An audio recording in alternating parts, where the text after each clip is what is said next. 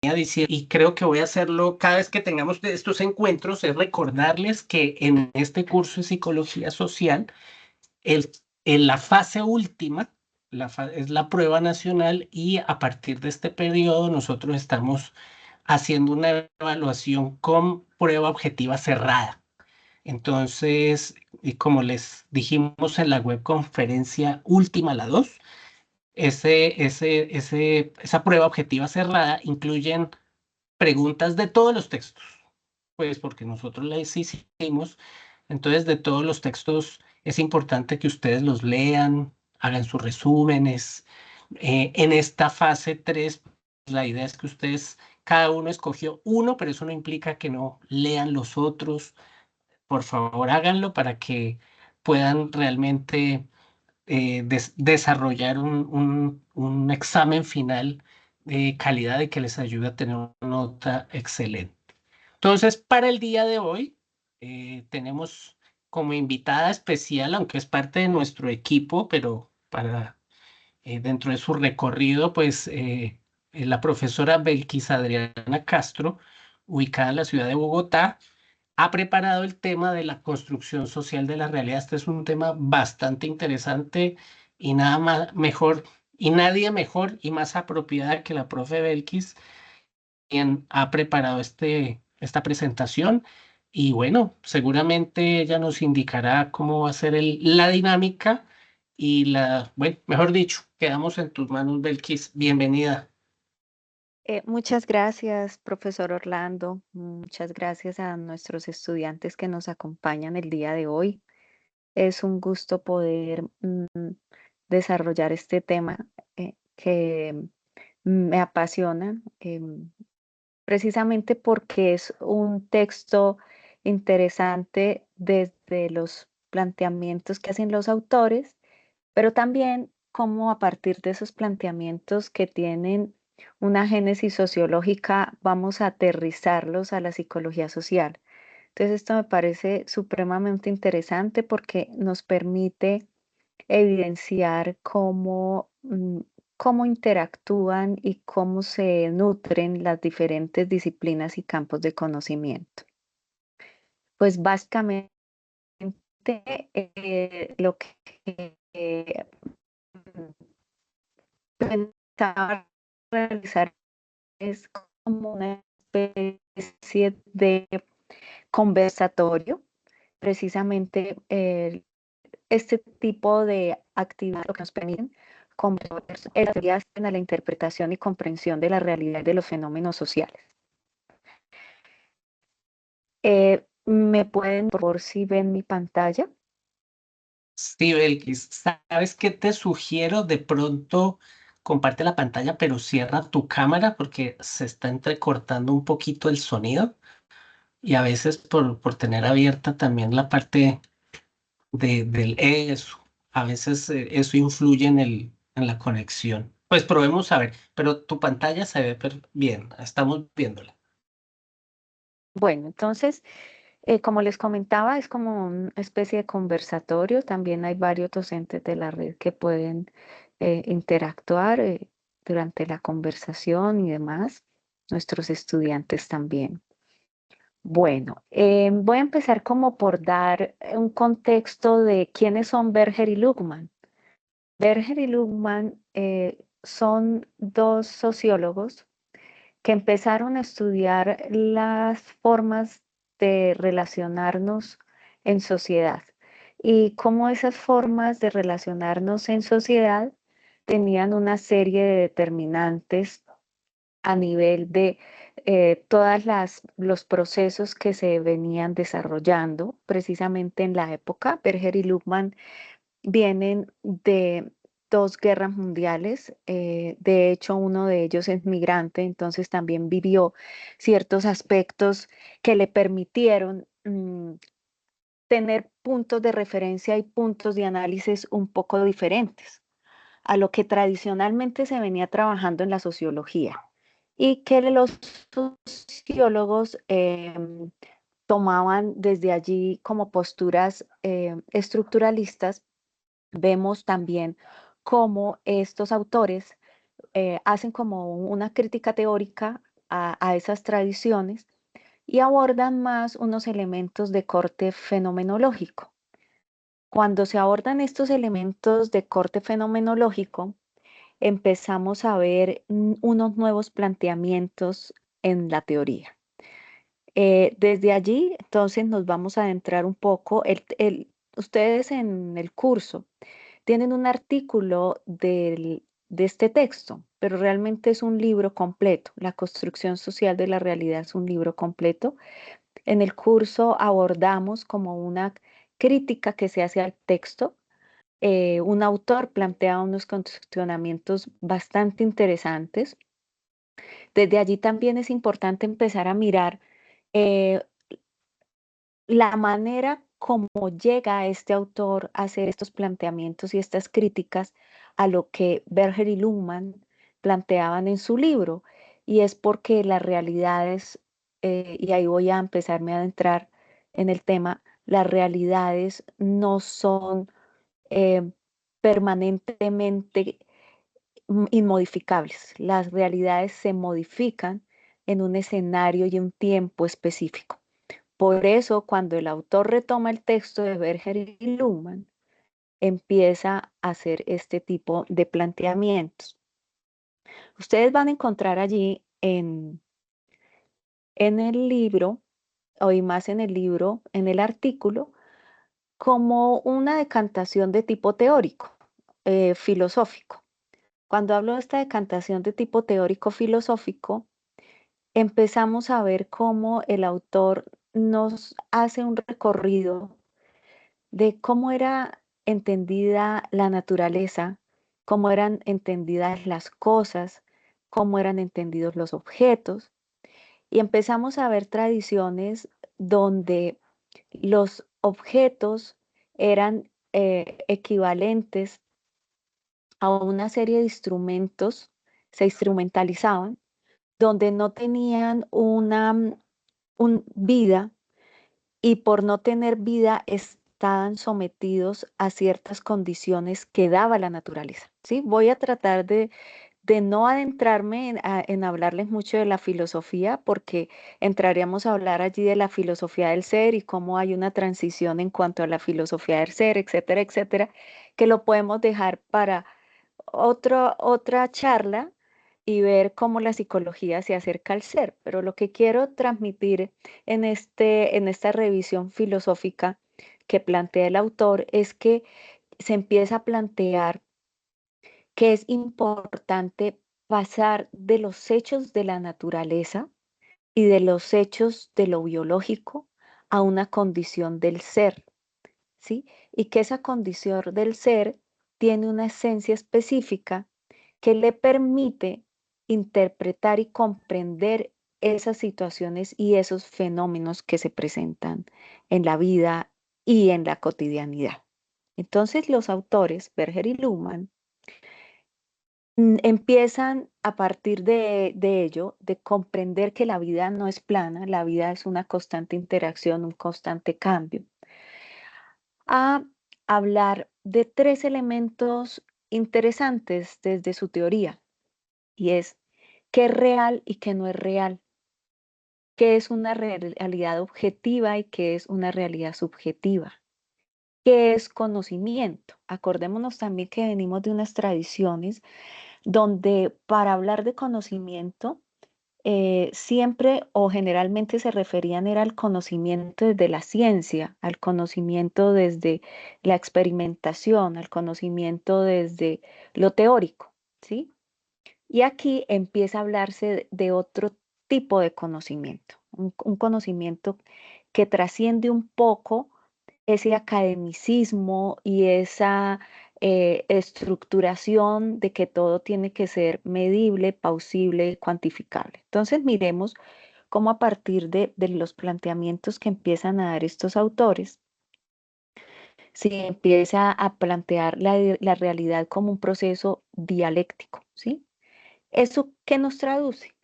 La realidad en un proceso dialéctico nos traduce que para poder percibir los fenómenos, las situaciones y los hechos, es importante verlas en términos de relaciones sociales de hábitos y de estructuras sociales.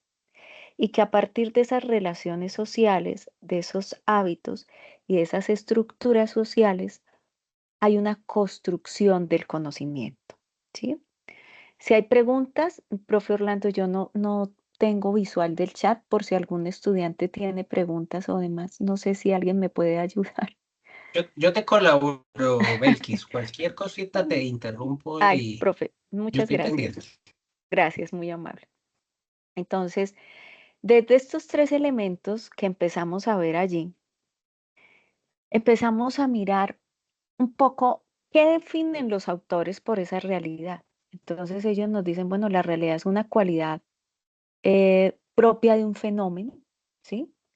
Que se reconoce eh, como una manera independiente del ser y que está atada a la propia abolición humana. Entonces, el autor del artículo, acuérdense que el autor del artículo va a empezar a hacer una crítica a estos planteamientos para que lo tengamos allí presente, ¿sí? Y también nuestros autores dicen que el conocimiento es la certidumbre de que los fenómenos son reales y que tienen características específicas. Entonces, miremos que estos autores empiezan a hablarnos precisamente de ese tipo de conocimiento que se empieza a cuestionar y que se empieza a revisar desde realmente qué es el conocer desde la cotidianidad, desde la vida cotidiana, ¿sí? Y los autores nos dicen, ah, pues entonces la realidad es si es conocimiento, ¿sí? No sé si esto se entienda, no sé si esto sea claro. Está el chat a disposición si alguno tiene preguntas o comentarios o interpretación de lo que dice la profe, puede escribirlos. También Eso, puede eso también escribir. nos puede ayudar, porque este no es un tema sencillo, ¿no? Entonces, por eso es importante, si tiene alguna duda, transmítala para poder entonces responderles las inquietudes, ¿no? La idea es que ojalá y se pueda dar un diálogo en la medida de lo posible por lo del tema, ¿no? Es un tema que puede ser un poco complejo, pero cuando le encontremos el hilito, seguramente vamos a entenderlo mucho mejor. Gracias, Beatriz.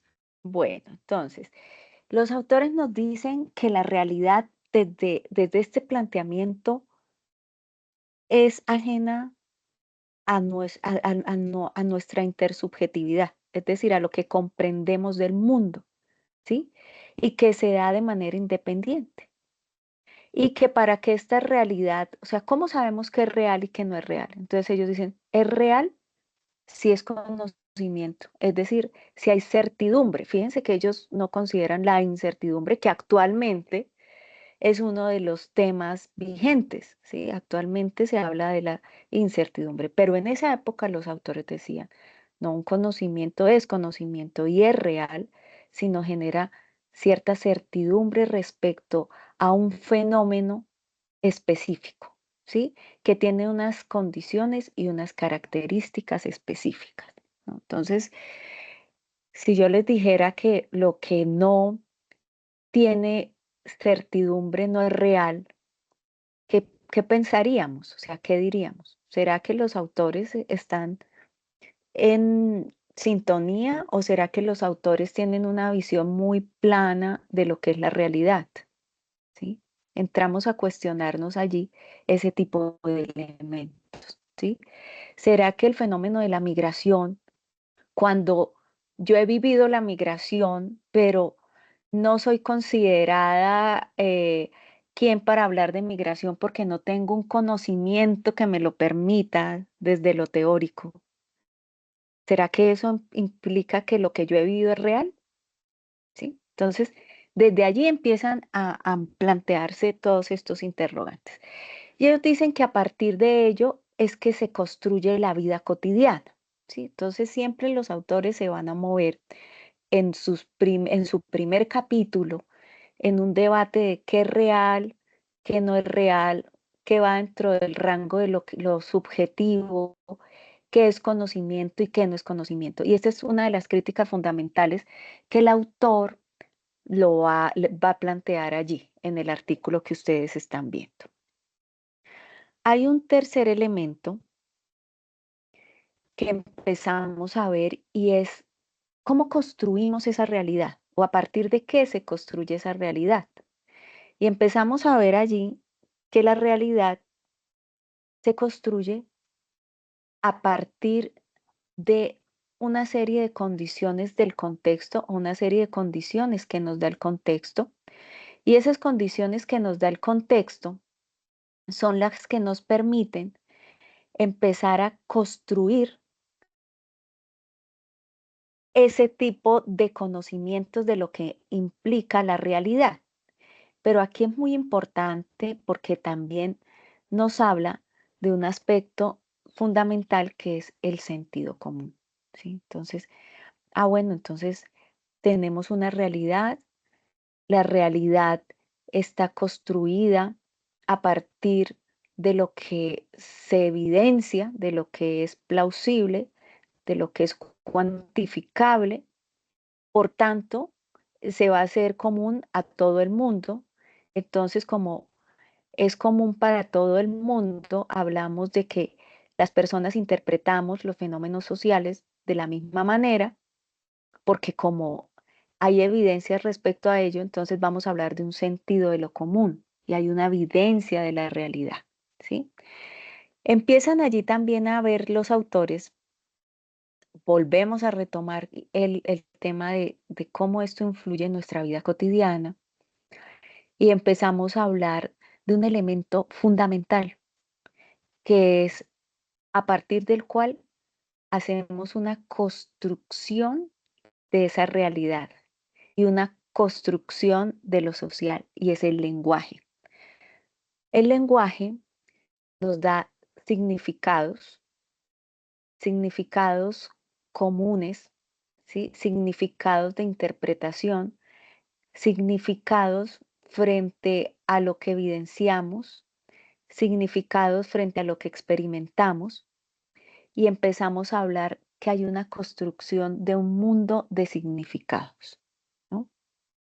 Y a partir de esa construcción del mundo de significados, también empezamos a hacer un análisis de lo que sucede a nuestro alrededor, ¿sí? Cuando hablamos, por ejemplo, en la psicología social y vemos un determinado fenómeno, ¿sí?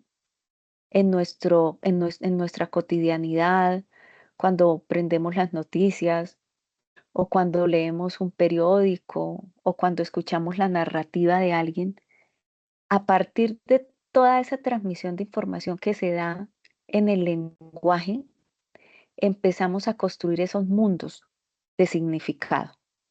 Y esos mundos de significado suelen ser diferentes. Entonces, esto es un elemento también que los autores plantean allí y que también se cuestiona en lo que ellos nos expresan. ¿Por qué? Porque los significados no siempre son iguales para todo el mundo, ¿sí? Hay unos aspectos que nos diferencian, hay unos elementos que hacen que esos significados se particularicen, ¿sí? Y es la crítica que empieza a hacerles el autor del artículo a Berger y Luhmann. Bueno, ¿cuáles son como estos planteamientos que a partir de lo que les he venido contando y narrando nos sirven para estructurar esa realidad? Entonces, se incorpora allí y lo engancho con lo que les estaba diciendo, que los fenómenos son también particulares, no todos percibimos lo mismo, así sea una situación igual o que descriptivamente pueda yo decir que es igual. Y es porque hay un mundo de lo intersubjetivo y está permeado ese mundo de lo intersubjetivo, ¿sí? Hay una conciencia también, hay una temporalidad, ¿sí?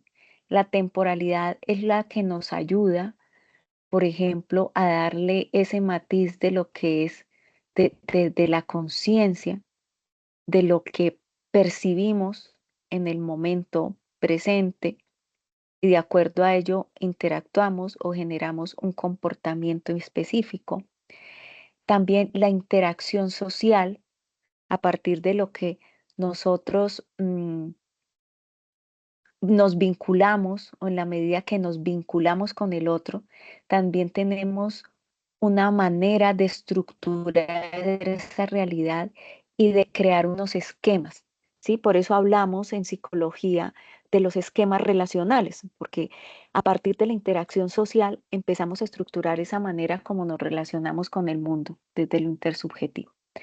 Y obviamente el lenguaje, ¿no? Entonces, acuérdense que también yo voy aquí a ir mencionándoles cosas para que también vayamos articulándolo con la teoría. Acordémonos que también hay un lenguaje de lo simbólico, ¿sí? Y que este lenguaje de lo simbólico también nos ayuda a evidenciar cómo se dan las costumbres, las tradiciones, las lecturas de mitos, lo que empieza a incorporarse y apropiarse en lo territorial, en un tiempo y en un momento específico. Y finalmente nos plantea allí, desde estos 5 elementos fundantes en la estructura de la realidad, que son los marcos a través de los cuales interpretamos y la construimos. ¿Esto es claro?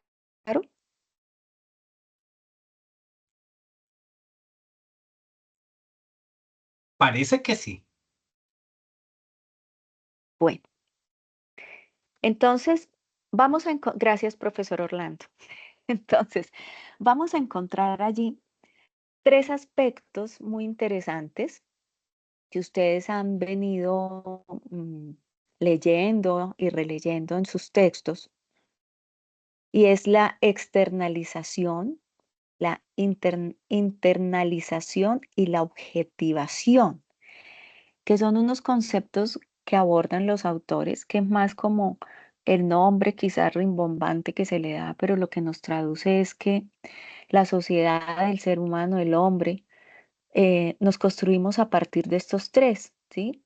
Y que a partir de estos 3 elementos somos producto social. ¿Por qué somos producto social? Porque como les venía planteando, nos construimos ah, en un mundo donde nos vinculamos con el otro, donde nos vinculamos con grupos, donde nos vinculamos eh, con clanes, donde nos vinculamos con la familia, con los amigos, con la cultura. Y estos 3 elementos, los autores los definen desde la externalización como precisamente lo que les estaba diciendo, un producto de la actividad humana y que básicamente este producto de la actividad humana es lo que nos da paso a hablar de una sociedad, ¿sí? Y una sociedad que tiene unas características muy particulares, una sociedad que puede ser potenciadora, pero también puede ser una sociedad limitante. Y los autores allí nos dicen que el ser humano debe externalizarse continuamente en actividad y al mismo tiempo construir su propia naturaleza en su relación con los demás, en la manera que nos relacionamos con los demás. Yo les dejé aquí fragmentos también para que veamos que de este lenguaje que quizás es complejo, lo que nos traducen el autor o los autores es que a partir de nuestra interacción es que realmente construimos un mundo de lo social, un mundo de lo que somos, ¿sí? Un mundo con los demás. Y a partir de ello es que también esa interacción nos es útil, ¿sí? Para construir un orden de lo social, ¿sí?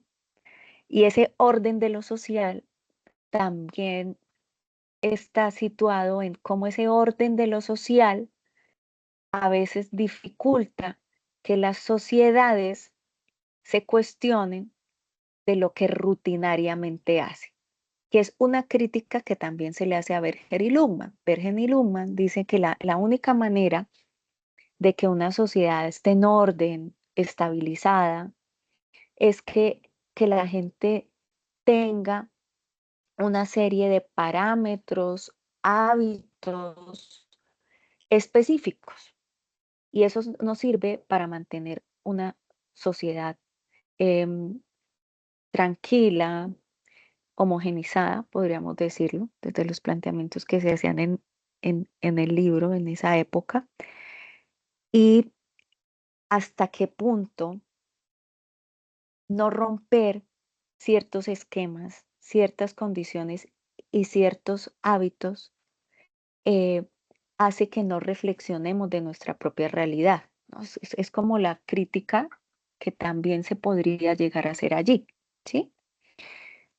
Por otra parte, es lo que hace que mantengamos ese orden social, entre comillas, repetir acciones, repetir pautas, ¿sí? Que estas acciones a veces se repitan de forma automatizada, pero también al repetirse las cosas de forma automatizada empiezan a carecer de significado, ¿sí? Porque se vuelven rutinarias. Entonces les dicen a Bergen y Lundman, o se les cuestiona a Bergen y Lundman, bueno, y cuando la gente se em, vuelve automatizada en su vida de lo cotidiano, se rutiniza en su vida cotidiano, ¿no será que voy a engancharlo un poquito con lo que ustedes veían también hacia la psicología de la liberación que lo vimos? ¿No será que eso nos impide reflexionar respecto a nuestra propia vida y tomar poder respecto a nuestra propia vida? Entonces, eso se cuestiona, ¿cierto? Entonces, miremos también cómo estos elementos que plantea la sociología también empiezan a incorporarse en una interpretación, una comprensión desde el mundo de lo psicológico. Y es cómo estas acciones pueden lograr, entre comillas, es como una domesticación de las sociedades, ¿no? Entonces allí también hablamos de un elemento clave que retoman los autores y es la institucionalización, ¿sí? Y la institucionalización llevada a cabo desde esa habituación. Cuando hay procesos de habituación, ¿sí? Cuando le dicen, por ejemplo, en la psicología, no, es que ya un proceso de habituación, es que la persona ya tuvo un acostumbramiento, ¿sí? Respecto a una situación específica. No, es que ya hubo una habituación hacia los ciclos de maltrato, ¿sí? Entonces, ya la gente entiende a empezar a sobrevivir respecto a la situación o el fenómeno que está viviendo, al problema que está viviendo. La pobreza. Entonces, cuando hablamos hagamos un análisis psicológico de la pobreza, ¿qué pasa con las sociedades o las comunidades que estructuralmente viven en condiciones de pobreza durante décadas? Entonces, decimos, "Ay, hay una condición de habituación, ¿sí? Y esa condición de habituación está reforzada permanentemente por unas condiciones contextuales, unas condiciones del medio. Por eso también se habla que hay unas acciones entre los actores, entre quienes estamos involucrados allí, ¿sí? Y fíjense lo interesante y es que se configuran como una forma de control social, pues obviamente como no reflexionamos respecto al mundo que nos rodea, pues otros nos controlan la sociedad, otros son los que nos dicen cómo comportarnos, qué hacer, qué no hacer, ¿sí? Y esto se aplica desde lo personal hasta lo económico, lo político, lo social, lo cultural, etcétera, etcétera, etcétera. Pero no solamente hablamos que hay un proceso de habituación, sino de cómo lo legitimamos, ¿sí?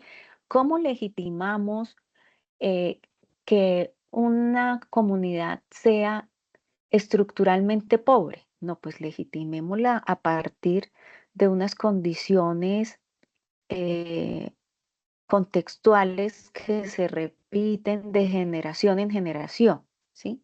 Es una forma de legitimarla. No, no es porque no esté sucediendo, sucediendo cosas afuera, ¿sí? En la política pública, en los escenarios sociales, sino se atribuye que ha sido generacional y que ha sido transmitida, entonces es una manera de empezar a legitimar esas condiciones. Entonces, fijémonos cómo ya empieza a partirse de una serie de cuestionamientos bastante fuertes. Por eso allí yo les planteo problema, solución, y se plantea como estos problemas al leer, por ejemplo, este tipo de textos, cuando no tenemos una interpretación crítica y reflexiva de la realidad. Precisamente en el curso ustedes van a ver que se toman unas lecturas que nos enseñan cuáles son esos elementos que potencian la reflexión y la crítica, pero también cómo hay otros elementos que son las que mantienen unas lecturas planas respecto a la condición de lo social, ¿sí? Por eso hay unas nuevas rupturas en términos de las maneras de interpretar la realidad. No sé si soy clara hasta aquí o haya preguntas. A ver, Belkis, de pronto devuélvete un poquito a la anterior, de la institucionalización. Cuando hablamos de institucionalización, por ejemplo, la universidad sería una institución, de acuerdo a lo que estás diciendo, donde las acciones se repiten y se repiten. Pues hay una dinámica permanente Qué buena en la pregunta, profe. universidad, ¿no? Sí, Porque pero finalmente, señora. sí, profe.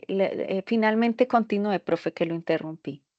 Bueno, no, lo que quería decir era que cuando, pues digamos, cuando hablamos de institucionalización o de instituciones es, digamos, es estructuras que hacen que, pues nosotros dentro de esas estructuras nos comportamos y realizamos actividades, pues que tienen unas reglas, ¿no? Hacemos las Sí, cosas de cierta manera. Hay unas que se aprueban y hay otras que no, y las que no se aprueban, pues se tienen que eliminar poco a poco, ¿no? Entonces, en ese término de institucionalización puede interpretarse para bien o para mal, ¿no? Entonces, mi pregunta era esa, sí. bueno, dentro del sistema educativo, hablemoslo de la universidad, de nuestra universidad, ese proceso de institucionalización, ¿cuándo se puede, digamos, convertir en esa acción repetitiva y rutinaria que va perdiendo significado? Hay como dos elementos ahí, profe Orlando, y es que la institucionalización se da desde lo estructural, ¿sí? Que quizás es como el ejemplo que nos está dando el profesor Orlando, pero también cuando hablamos de institucionalización se da desde lo relacional, desde las relaciones sociales que establecemos con el otro, ¿no? Entonces, si institucionalmente tenemos unas condiciones específicas a nivel de una serie de normas, ¿sí? De una serie de políticas, de una serie de reglas que son las que mantienen eh, ese estatus de lo institucional desde lo estructural. También encontramos que desde lo institucional hay una serie de relaciones que establecemos con el otro, ¿sí? Y que básicamente a veces están permeadas por ser relaciones de poder, que es la que hace que unas normas específicas se mantengan durante mucho tiempo y eso es lo que las configura como estructurales. No sé si me hice entender, Sí. Por ejemplo, ¿sí? Belkis, hay un ejemplo que a mí me causa, no sé si el ejemplo sea adecuado dentro de la institucionalización en la UNAD. No pasa con frecuencia, pasa a veces en ciertas circunstancias. Por ejemplo, no sé si tú, bueno, yo he tenido, seguramente los tutores hemos tenido casos donde un estudiante reclama porque la nota que le pusieron es muy bajita. Entonces, cuando uno digamos, aborda la situación, el estudiante dice, no, es que yo siempre he sacado muy buenas notas, ¿no? Ujú. Y esa institucionalización relacional en la cual el estudiante dice eso y uno va a mirar y se da cuenta que es que muchas veces algunos tutores digamos, la manera de evaluar es demasiado, bueno, aquí estamos siendo muy queridos, muy suaves, ¿no? Es muy generosa, Laxa. Ujú, laxa. ujú. Entonces, eso, Marisandra, flexible. Pero, digamos, dentro de mi estructura de formación profesional como psicólogo y a nivel también pedagógico, considero que un buen profesional necesita que se le exija. O sea, en la medida que usted se enfrenta a situaciones cada vez más complejas, más difíciles, pues usted se hace más competente. Pero si somos demasiado flexibles y cualquier cosa que entrega un estudiante se toma como que es muy válido y tiene que ser aceptado, entonces allí mi pregunta de que se institucionalice esa flexibilidad puede ocurrir, o sea, estaría dándose esta habituación se me ocurrió ese ejemplo porque es algo Pro- que me preocupa, ¿no? Pero, Probablemente no desde, porque una cosa es la norma, y ujú, la norma institucionalmente nos dice, hay que evaluar teniendo en cuenta una serie de criterios, o sea, la norma es nos dice clara, que hay que hacer una cosa, es clara, exacto. ¿sí? Y ya en el hacer la flexibiliza, ¿sí? Entonces estamos haciendo una ruptura de la norma, ¿sí?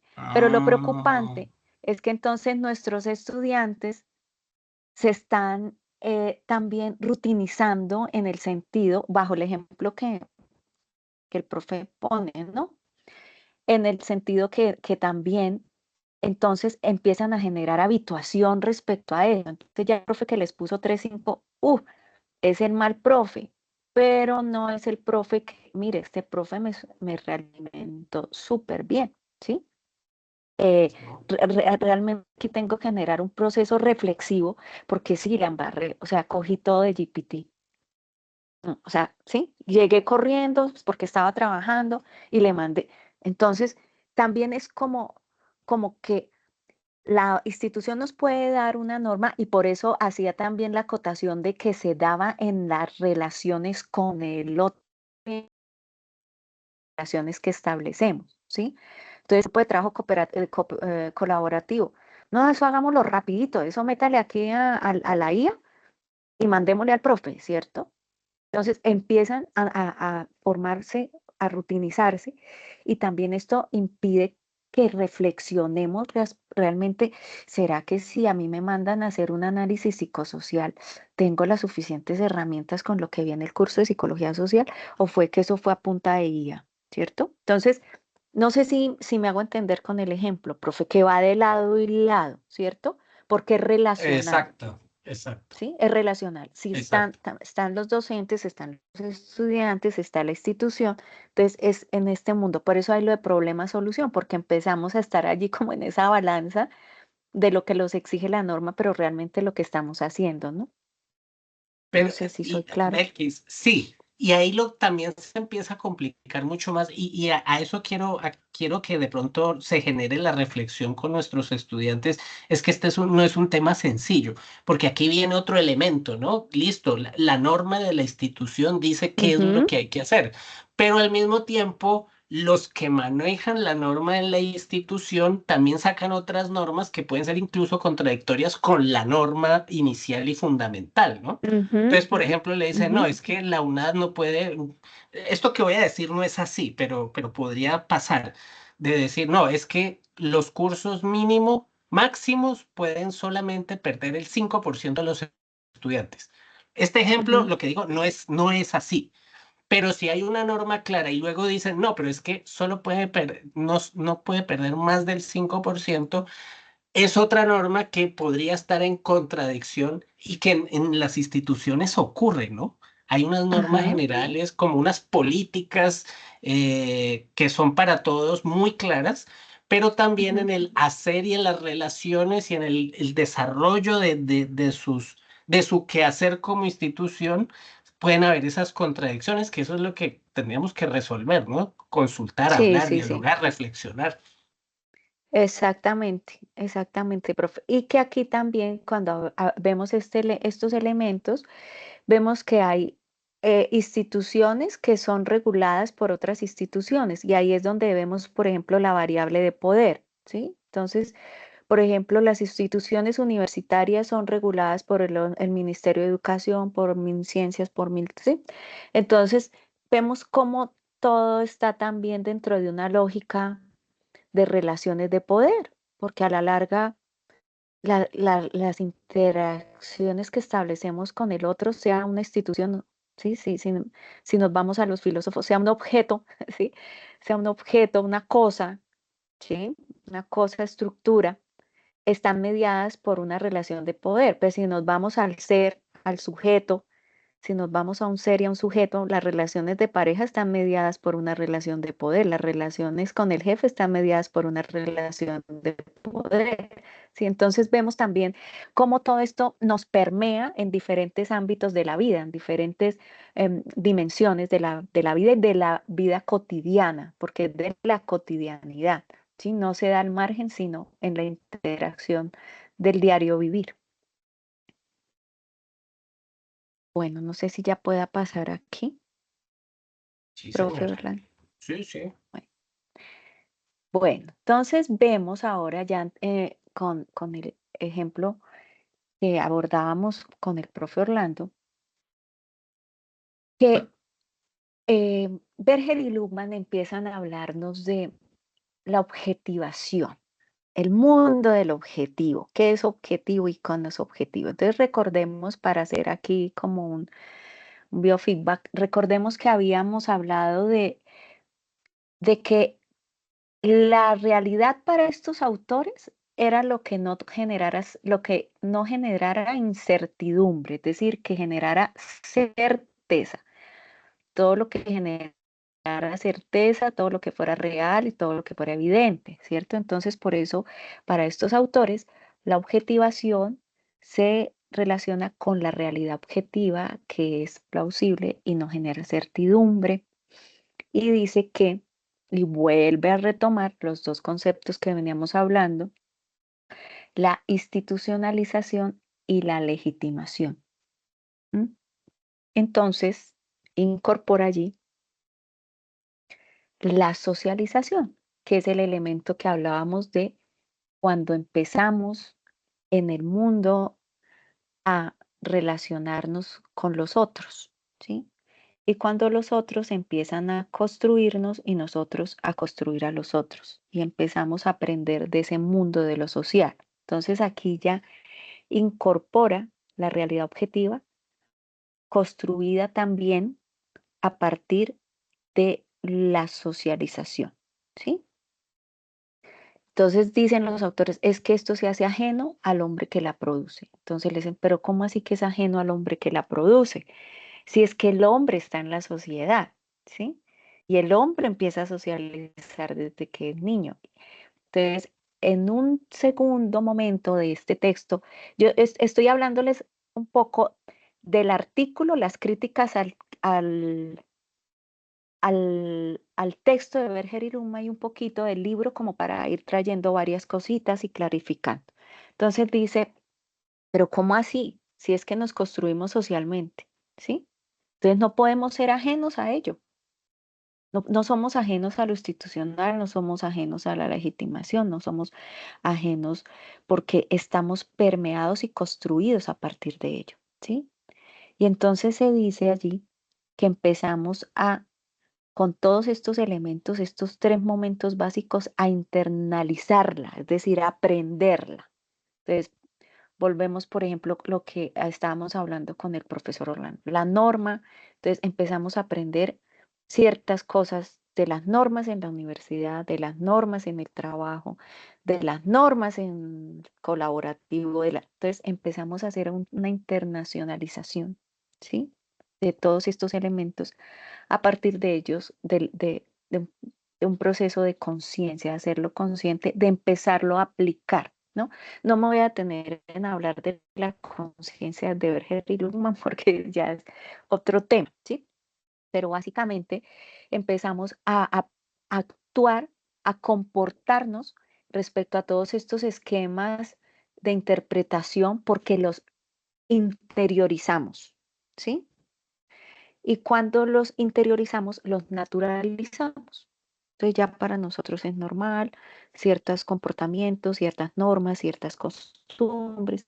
Y eso es lo que hablamos de la objetivación, porque socialmente los compartimos. O sea, socialmente todos Belkis, hacemos lo mismo. Sí, profe. quería compartir, ahora que hablas de esto, quería compartirles una experiencia que tuve este fin de semana. Yo estoy en un proyecto de investigación con varios profesores de CEDU y estábamos en una escuela. Los sábados ellos tenemos un proyecto que se llama EcoFriends. Y la idea es que los niños de esa escuela, los que quieran, porque es libre, van los sábados de 10 a 12 a hacer actividades alrededor. Ya llevan 2 años porque ahí van practicantes de las licenciaturas y entonces están haciendo ahorita un trabajo con el agua. Entonces quieren Ah, tomando la ODS que tiene que ver con el agua y qué cosas que pueden hacer. Bueno, tienen un poco de ideas y me senté a hablar, pasé por los grupos, son niños entre los 5 y 12, 13 años. Y había un niño, le empecé a hablar, un niño de Venezuela. Curioso, ¿no? Pero sí. estamos aquí en el tema de la migración. Y entonces le dije, ve, ¿y tú qué haces para cuidar el agua? No, no, y todavía tiene su acento bien venezolano. No, no, yo recojo agua en botellas, ¿no? Yo guardo agua y siempre cojo una botella y en mi casa yo lleno las botellas que ya se van quedando, van sobrando, yo las lleno de agua porque uno no sabe, el agua no la pueden quitar y puede dejar, no nos llega el agua. Entonces hay que guardar el agua porque en cualquier momento se puede ir el agua y no vuelve más, pero él lo hablaba con base en su experiencia que tuvo, es que yo no me acuerdo si era en Valencia, él me dijo de dónde venía de Venezuela, pero en su realidad de Venezuela, el Mm, agua es un elemento que puede o no puede estar. Entonces yo me ujú. ponía a pensar, yo aquí en Cali, yo vivo en Cali, la profe vive bueno, en Bogotá se le está acercando como a ese nivel, pero Gina que está en Valledupar, los otros compañeros, estudiantes que vienen Estamos aquí, estamos en ese nivel. exacto, y que, por ejemplo, aquí en esta ciudad, lo del agua, pues aquí está lleno de agua porque aquí llueve mucho y que el sistema, por lo menos todavía hay cierta estabilidad. No estamos pensando, no, es que es inminente que nos quiten el agua, pero en la realidad de él, entonces sí el factor agua es un factor de tener Ujú. mucho cuidado, ¿no? Un niño de, ponle 8 o 9 años, pensando así. Entonces, que él en su casa siempre guarda el agua y siempre tiene agua porque no se sabe, algún día nos podemos quedar sin nada de agua. Pero no lo hablaba como lo hablaría alguien que piensa en que, bueno, si maltratamos la naturaleza y nos cuidamos, no, es un tema de que la otra semana se puede ir. La otra semana se acabó el agua, no la quitan porque así ha pasado antes, ¿no? Era lo que expresaba. Sí, Entonces sí. es interesante cómo esa es la construcción de su realidad. Para él, las cosas que para nosotros son Ajá, normales y evidentes, para él no necesariamente son así, ¿no? no los, exacto, profe. Ellos Y ven el agua, profe, un también hay en el ratico ejemplo cada el dos, niño tres que días. menciona, sí. Ah, exacto. ¿Qué dice? Gina, ¿qué decías? Y, Profe, que está consciente de la situación porque como ellos ven allá el agua un ratico, 1, 2 horas, cada 2, 3, 4 días, a veces llegan la madrugada, entonces se tienen que levantar a esa hora, agarrar el poquito de agua para que les dure, pues, ya ellos saben, pues, la determinada hora en que llega. Bueno, ya saben, el lunes Es, llega a las 10 de la noche, ya saben que a esa hora tienen las motobombas y todo eso haciendo esa recolección de agua. exacto. claro, Oh, y allí Profe, me hacen acordar con lo que, ¿sí, profe? hola, Belki. Sí, ¿Aló? señora, quería comentar Sí, pero que por escuchamos. acá, perdón, es que el profe José tiene levantada la mano, Belkis. sí, Sí, profe. hola, ¿ya? ¿Me Hola, escucha? profe. Sí, ¿Sí? sí, lo Sí, escuchamos. no, algo cortico. Sí, por aquí es lo mismo. Por acá, pues en algunos sectores, sí, por acá en donde yo estoy en Neiva, cuando llueve torrencialmente, eso quitan el agua al otro día por sectores, se va y eso. Y en los sectores marginales hay una lluvia de utensilios, de ollas, de vasijas de barro y un poco de cosas porque ellos ya están organizándose para que cuando llegue empiecen a recoger agüita para preparar sus alimentos. Sí, era el comentario que quería hacer, profe Belkin. Gracias.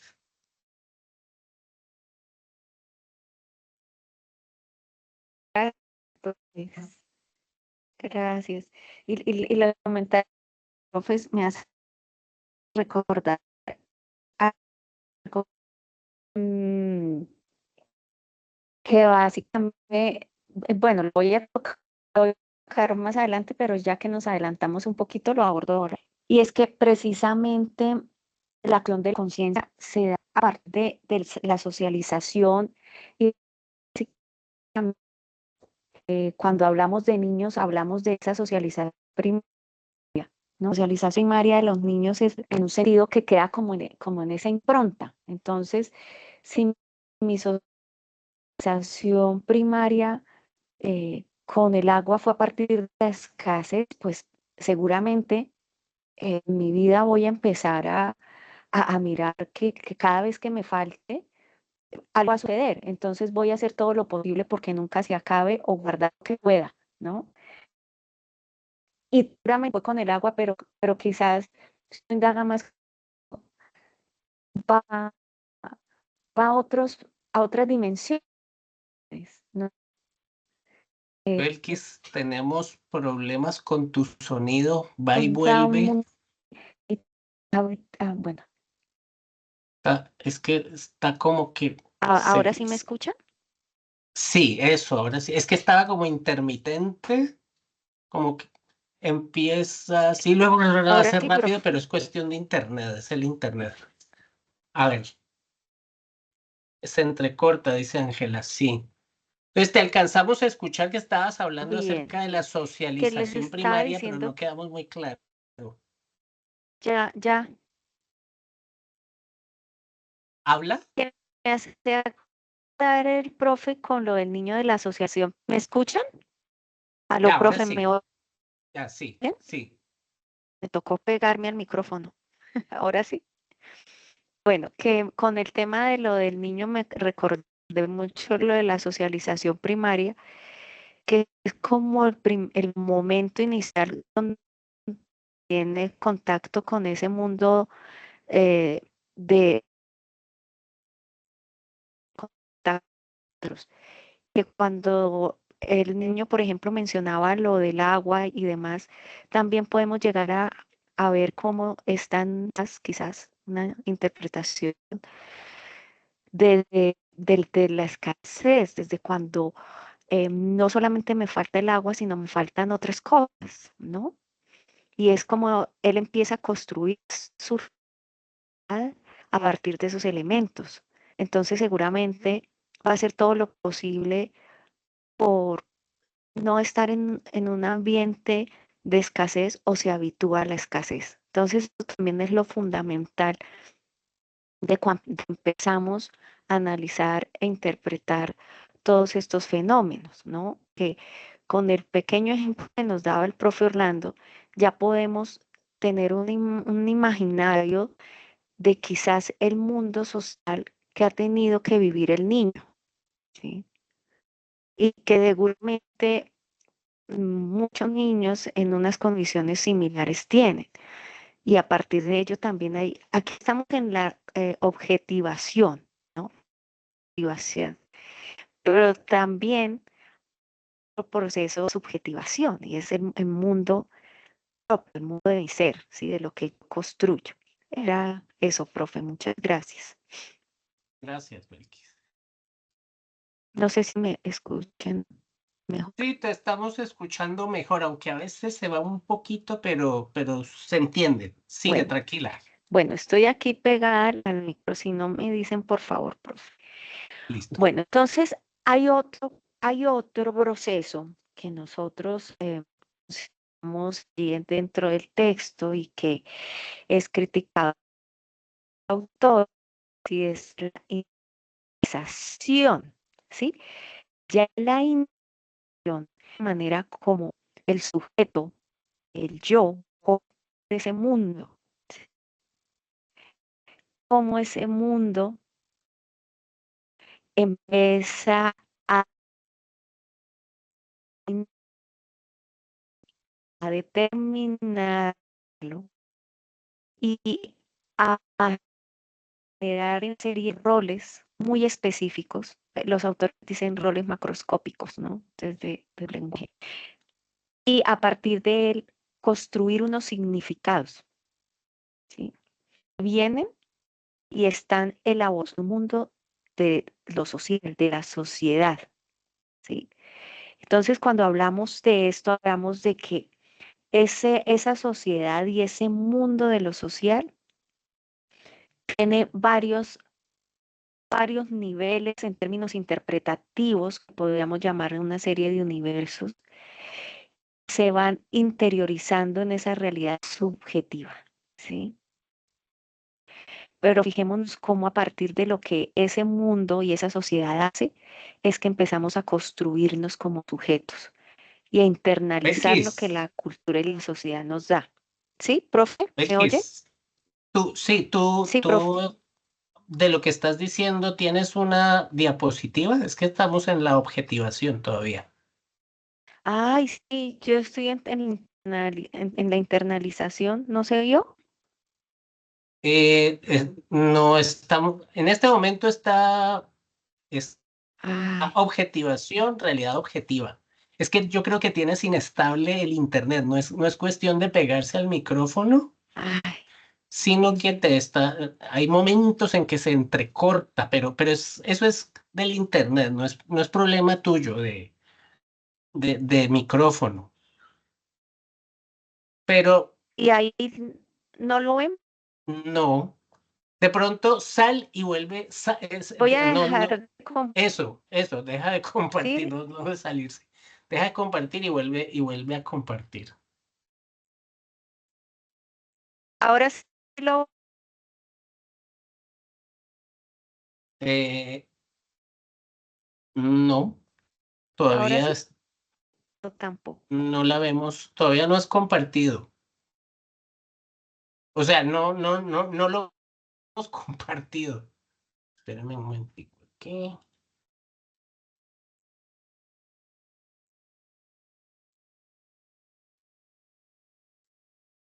O la otra, Belkis, si quieres, mándamela, la presentación, y yo la comparto.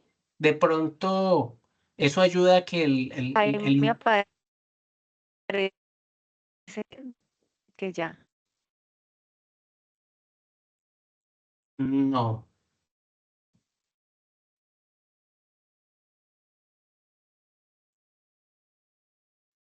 no, todavía no vemos nada.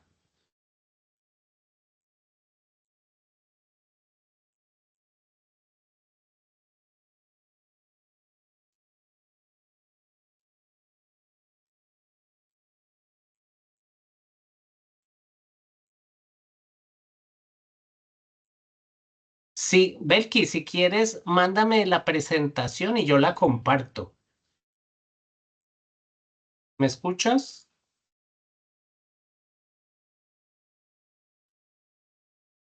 Ay, algo pasa con el internet.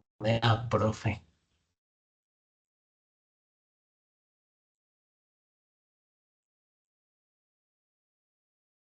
Bueno, esperemos un momentico, lo que la profe tiene problemas con internet.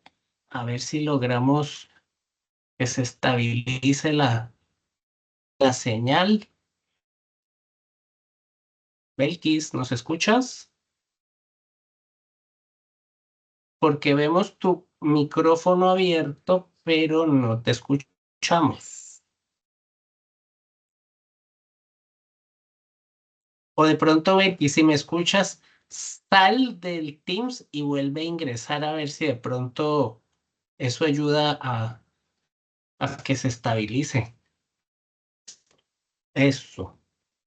Bueno, esperemos que la profe, estamos haciendo una pruebita, a ver que la profe salga y vuelva y reingrese, venga, ok, ya como que reingresó. Listo, ¿Me listo, escuchan, Belkis. profe? Voy a volver a Eso, proyectarles. Me cambié de... eso, ahora sí ya te vemos, ya Ahí vemos tu ya pantalla, lo ven. ya, eso, vemos al muñequito con los Ese, libros. el internalización, ¿no? Entonces, les hablaba que en la internalización, entonces, eh, los sujetos, las personas, empezamos a construirnos a partir de una serie de roles que nos asignan. ¿Y quién nos asigna esos roles? La sociedad, ¿sí? Y le damos significado a la vida respecto a esos roles que nos asigna la sociedad, ¿sí? Y es cuando empiezan también los autores a hablar que el ser humano es un producto social, ¿sí? Entonces, como el ser humano es un producto social, está construido a partir de lo que empezamos a ver en nuestra socialización primaria, nuestra socialización secundaria. Nuestra socialización primaria es como con quienes tenemos contacto inicialmente. La familia, nuestros papás, nuestra familia nuclear, nuestra familia extendida. Luego vamos a otro proceso de socialización que empieza a darse a partir de la escuela, a partir de la relación con amigos, etcétera, etcétera, etcétera. Y a partir de todos estos elementos empezamos a construirnos, ¿no? Y a internalizar ciertos comportamientos. Por eso cuando hablábamos del caso del niño, yo decía, bueno, ellos tienen una condición socioeconómica bastante compleja, ¿no? Entonces, nomás el hecho del proceso migratorio es bastante complejo, ¿sí? Adaptarse a una cultura totalmente desconocida a pesar de que somos vecinos, resignificar esa cultura e internalizar otra cultura que da otro tipo de parámetros eh, totalmente diferentes, desde códigos de lenguaje en adelante, tiene unas implicaciones y una serie de costos en la manera como logramos comprender ese mundo de lo social y en la manera como ese mundo de lo social nos construye, ¿no? O nos destruye también, ¿no? Allí encontramos esas situaciones, ¿no? Que también este mundo de lo social nos construye o nos destruye, ¿sí? Y empezamos mm, a ver cómo los autores generan este tipo de planteamientos y a partir de este tipo de planteamientos también nos hablan de, sí, no me corre la diapositiva, de que estos elementos que hemos visto para que se den los procesos de objetivación, internalización, etcétera, etcétera, vuelven a retomar la legitimación, ¿sí? Entonces, ¿qué es lo que la sociedad acepta que realmente es lo que los seres humanos, los sujetos, debemos hacer, cómo lo debemos hacer? Y tienen unos componentes cognitivos y unos componentes normativos, ¿sí? Entonces, la legitimación, cuando hablamos de esos componentes cognitivos, está relacionada, por ejemplo, a todos los dispositivos que utilizamos en el lenguaje, ¿sí? Todos los dispositivos eh, que empleamos cuando nos comunicamos con el otro, ¿sí?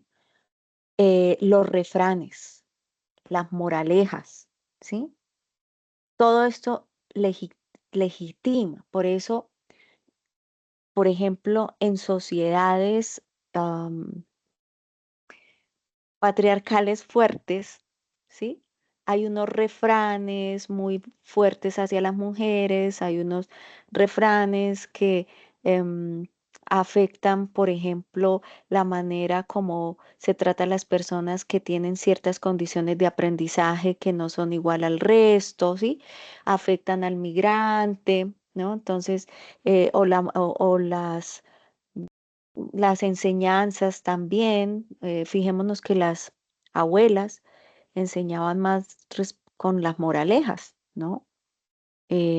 Con las historias, cuando nuestro lenguaje era Con los dichos los populares. dichos populares, cuando nuestro lenguaje era más narrativo que escrito, cuando había otro tipo de sinergias allí.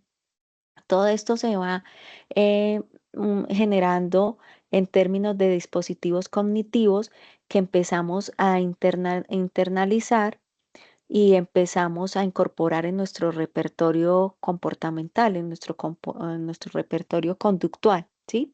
Pero también otra manera de legitimar son las teorías. Entonces, no, pues que lo dijo em, el doctor más famoso en antibióticos. Entonces vamos a empezar a tomar ese antibiótico. ¿Por qué? Porque lo dijo el doctor famoso que tiene 250 artículos en revistas, no sé, top. ¿Sí? Entonces, las teorías también, las economías, ¿sí? Las economías también, las políticas públicas, ¿sí? Todo esto se legitima a partir de este tipo de dispositivos, ¿no? De las teorías. Pero hay un... Belkis, Sí, profe. no, es que tú con lo que acabas de decir y me trae a la cabeza, bueno, Berger y Luhmann escribieron eso como en los 60, 70 Ujú, aproximadamente, o sea, hace ya tiempito. No pierden vigencia, pero ahora sí hay un elemento que hace que la realidad se vuelva aún más compleja y más confusa, que son las sí. redes sociales, ¿no? Toda la tecnología y todo lo que gira en torno a ella. Ahora que dabas el ejemplo del médico reconocido por, cuando tú dijiste 250, yo pensaba decir 250.000 seguidores en TikTok, que También eso es lo que ahora los like. legitima la verdad, ¿no? Y qué tan peligroso es eso, ¿no? ¿Y qué tan peligroso es el legitimar a partir de un me gusta? Sí, exactamente, ¿no? Entonces, em, el profesor Orlando me hizo acordar de un artículo que leí, había una crítica era hasta qué punto eh, un texto de autoayuda reemplaza una terapia, ¿no? Entonces era como los youtubers que se leían 5 libros de autoayuda, ¿no? Entonces ya con los 5 libros de autoayuda empezaban a hacer psicoterapia o a poner em, reels donde te explican cómo mejorar tu salud mental, ¿no? Entonces, ese tipo de, a ver, ¿qué diremos? De estrategia, en este caso, en la sociedad actual es la que empiezan a legitimar, ¿no? Empieza a hacer procesos de legitimar que no debiera ser así, porque también hay un estudio, un artículo que dice que este tipo de comportamientos está más asociado, y me salgo un poquito del tema y hago un paréntesis ya que el profe Orlando lo trajo a colación, es a temas de autoimagen, ¿no? Entonces, ¿por qué ciertas personas cuando reciben menos like o a menos personas a una webconferencia genera frustración y se sienten que son malos y que no quisieran estar en este mundo y que su sentido de la existencia es que le pongan like en la red, etcétera, etcétera? Entonces también hay un artículo bien interesante que habla de eso y cómo está afectando fuertemente y se está configurando como un problema psicosocial prácticamente, ¿no? En la actualidad, ¿no? Entonces, no recuerdo es el nombre del artículo, cuando me acuerde se los compartiré, pero allí hacen unos planteamientos y unas discusiones bastante interesantes respecto a eso, el mundo del like. Bueno, y otro elemento ya cerrando y volviendo a ver Gary Lugman es el universo de lo simbólico, que es poderosísimo para la legitimación, ¿no? Entonces, cuando hablamos de el universo de lo simbólico, hablamos de que hay toda una serie de imágenes representacionales y estas imágenes representacionales nos muestran cómo empezamos a interiorizar una cultura a partir de una serie de imágenes, a partir de una serie de rituales, a partir de una serie por ejemplo, íconos, etcétera, etcétera. Entonces, todos estos son los universos de lo simbólico que empiezan a legitimar ciertos comportamientos y que muchas veces están muy asociados al poder, ¿no? La mayoría de las veces están asociados al poder. Entonces, la bandera de Hitler tenía un poder altamente simbólico, entonces ya todo el mundo veía la bandera y al ver la bandera empezaban a dispararse una serie de dispositivos normativos, ¿no? Solo con ver una imagen. Entonces, miremos cómo se empieza a hacer internalización de estos aspectos, ¿no? Eh, y también cómo se empiezan a crear estigmas, ¿no? Miremos ahorita con Ucrania y Rusia, también empiezan a generarse estigmatizaciones a partir de un universo de lo simbólico. Miremos Palestina, miremos los israelíes, miremos los judíos, miremos, sí, que todo esto está en el mundo de lo social, ¿no? Y que sirve para legitimar muchas cosas y está en el universo de lo simbólico y por eso decía yo de lo poderoso del universo de lo simbólico. Seguramente si preguntamos, ¿alguien sabe por qué se inició lo de Palestina o cómo caracterizarían a un palestino? Entonces empiezan a generarse toda una construcción que parte de un universo del símbolo, de lo simbólico. Así es que ellos tienen tal y tal cosa en la cabeza, y se empieza a generar toda una construcción allí. Y otro elemento es lo normativo. Entonces, bueno, la norma, ¿sí? Lo que hablábamos de las de instituciones que empiezan a establecer ciertas normas y a partir de esas normas a regular el comportamiento. Por eso se dice que estos dos dispositivos nos sirven es para conservar el orden social y es lo que plantean los autores que sirve para conservar el orden de lo social. Entonces, los mecanismos cognitivos y los normativos, ¿no? No sé si haya preguntas.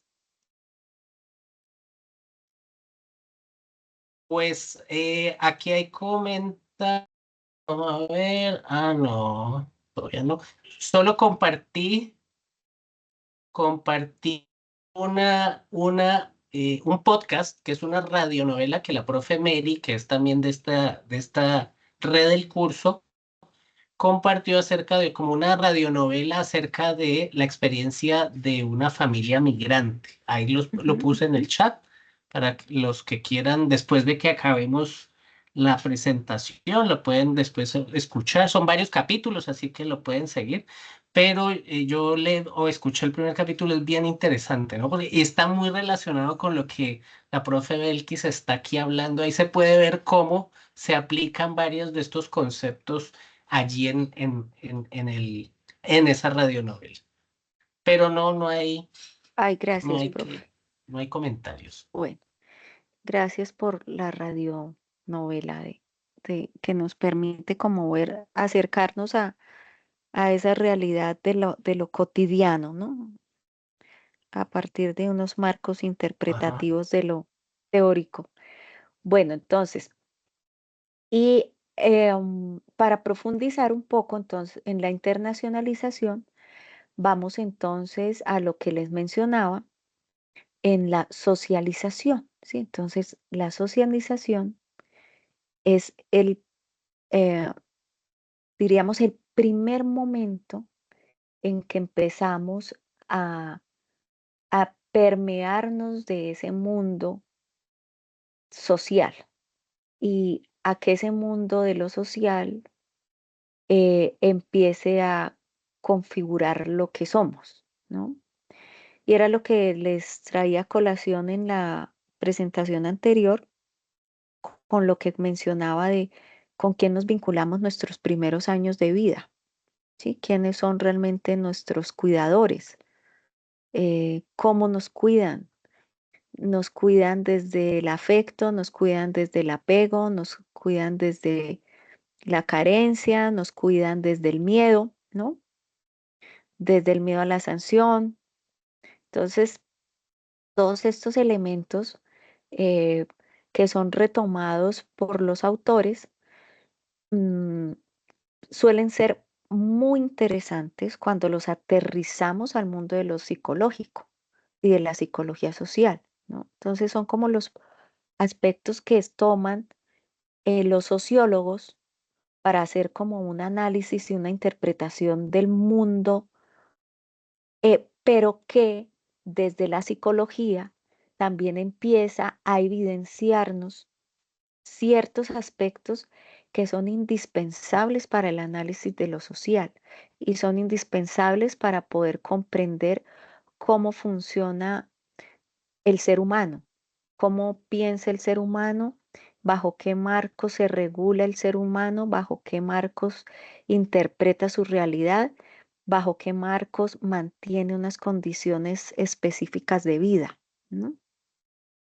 Y a partir de ello es que nosotros en psicología empezamos a tomar estos aspectos de Berger y Luhmann, bien sea desde los que han sido criticados, pero también vemos que hay unos que actualmente son vigentes, ¿no? Por ejemplo, el de la socialización actualmente es vigente. De hecho, muchos autores como Papalia lo desarrollaron muy bien en su capítulo de infancia, ¿sí? El impacto de la socialización en los primeros años de vida, por qué los 7 primeros años de vida son tan importantes, por qué es importante que los niños socialicen, por qué el impacto de, por ejemplo, la pandemia en el desarrollo de las habilidades sociales de los niños, del desarrollo del lenguaje, ¿no? Acordémonos que el lenguaje también lo plantean y lo planteé en las diapositivas anteriores, es el medio o es el mecanismo a partir del cual tenemos ese primer contacto con lo social, con el mundo de lo social, ¿sí? Y que nos sirve como referencia para este tipo de interpretaciones y también de intervenciones o de acompañamientos sociales o acompañamientos comunitarios. Y en otro momento, cómo esa interacción que establecemos con ese mundo de lo social empieza a determinarnos en la forma como nos relacionamos eh, los unos a los otros, ¿no? Entonces, una cosa, para poder precisarlo, es los primeros años de vida, ¿sí? La socialización primaria, la socialización secundaria y todo lo que aprendemos allí y todo lo que disponemos en el mundo de lo social. Pero otra cosa es el vínculo y la manera como establecemos esos vínculos o esas interacciones con ese mundo de lo social. Y aquí empiezo a decantarlo un poco a la psicología social, ¿no? Entonces, em, cuando hablamos en la psicología social de las interacciones, es cuando empezamos a poder comprender a partir de qué referente podemos establecer una relación con el otro, a partir de la confianza, a partir de la desconfianza, a partir del miedo, ¿sí? A partir de una relación de sumisión, a partir de una interrelación donde la sumisión se da es porque hubo una aplicación consecutiva de mecanismo de poder coercitivo que nos enseñó que si reflexionamos respecto a nuestros derechos en un mundo de lo social recibimos una sanción, ¿sí? Todos estos elementos se dan en ese instante de la interacción y en esas primera y segundo momento de socialización. Y también a partir de ello empezamos a construir las identidades. Sí, acordémonos que hay em, diferentes tipos de identidades, ¿no? Nuestra identidad cultural, nuestra identidad sexual, nuestra identidad social, hay hasta una identidad sociohistórica, ¿no? Eh, hay una identidad educativa, ¿sí? Por ejemplo, perfectamente se ha establecido como unas diferencias entre los sistemas públicos y los sistemas privados, y hay unos elementos identitarios que están asociados a lo público y a lo privado, etcétera, etcétera. Entonces, la complejidad que nos implican todos estos procesos em, también implica poder hacer una lectura muy minuciosa de la teoría. ¿Por qué? Porque si somos analistas del mundo de lo social, si somos analistas de los fenómenos sociales, tenemos que conocer esas teorías que nos lo explican de alguna manera, si no quedaríamos en el sentido común de la vida cotidiana que habla Berger y Luhmann, ¿no? Y la idea es poder todas estas teorías, aterrizarlas a una comprensión y un análisis que nos permitan tener herramientas y recursos para hacer ciertos acompañamientos sociales y ciertos acompañamientos comunitarios, entendiendo todas estas teorías que nos ha planteado Berger y Luhmann, y que el libro es todo un tratado, y que he intentado aterrizárselas desde la sociología a la psicología y ver cuáles son esos puntos en común que tenemos. ¿Por qué? Porque también a veces se habla de psicología social y se confunde con sociología, ¿sí? O se habla de psicología comunitaria y se confunde con sociología, pero realmente hay unos aspectos propios de lo psicológico que también irán viendo en otras conferencias que mis colegas profes presentarán y han presentado también, que nos muestran cómo empezamos a analizar ese mundo de lo psicológico. Profe, no sé si haya preguntas, inquietudes. No, están muy atentos, muy concentraditos nuestros estudiantes. No, no ha habido por ahora. ¿O se Ah, entendió todo o no se entendió? va a tocar así Suele algo. pasar cuando no hay preguntas Sí, o se entendió todo o no se o no se entendió entendió nada. nada. ¿Qué Sí. dicen nuestros estudiantes? Flori, Livia, Nicole, Maricel, Diana. Y hay un montón hoy. Astrid, Camila, Cristina, Disney, Duenia, Flori, John Freddy. Escriban si ha sido claro, si hay alguna. Nicole, dedito arriba, dice que parece que sí. Bueno, Olivia ya sacó más la sinceridad, dice bastante complejo, pero entendible. Sí, es un tema, no es fácil de digerir, pero la exposición de la profe ha sido muy clara, ¿no? Entonces también eso ha ayudado a que, bueno, aquellos que les toque seguramente abordar el tema, surgirán preguntas y estaremos prestos también a colaborarles. No, profe, todo bien, como dice el pibe. Flori, Ah, sí, bueno. profe, está claro. Ok, Bueno, profe, entonces de mi parte, ok. espero haber clarificado algunos conceptos de estos autores. Sí, yo creo que aquí también, digamos, haciendo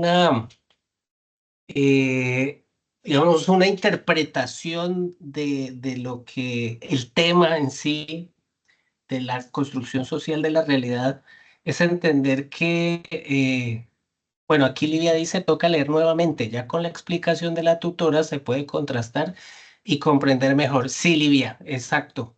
De pronto para la mayoría es leerlo por primera vez y yo creo que la explicación, exacto, permite ya cuando se aborde la lectura entenderla un poquito mejor. No, y lo que quería comentar es que finalmente eh, la realidad, como dice el título, se construye, ¿no? No es algo, a veces pensamos que las cosas existen en sí mismas, pero no siempre es así.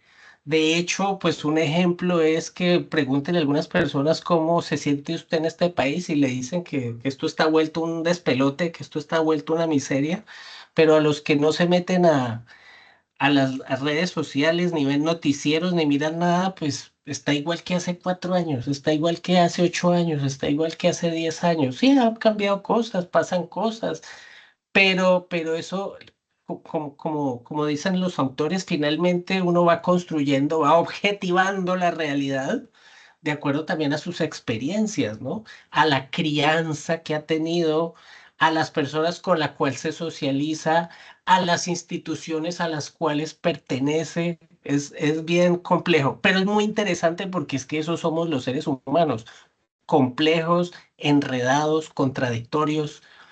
Gina Paola dice, tutora, una pregunta. Esta es para ti, Belkis. ¿Existe una edad aproximadamente en que el ser humano establece su propia identidad? Depende de qué tipo de identidad, ¿m? Porque acordémonos que en la pregunta que plantea, ¿existe una edad aproximadamente en la que el ser humano establece su propia identidad? ¿Identidad de qué tipo? Eh, Gina Paola. Sí, Cultural, de género, de género.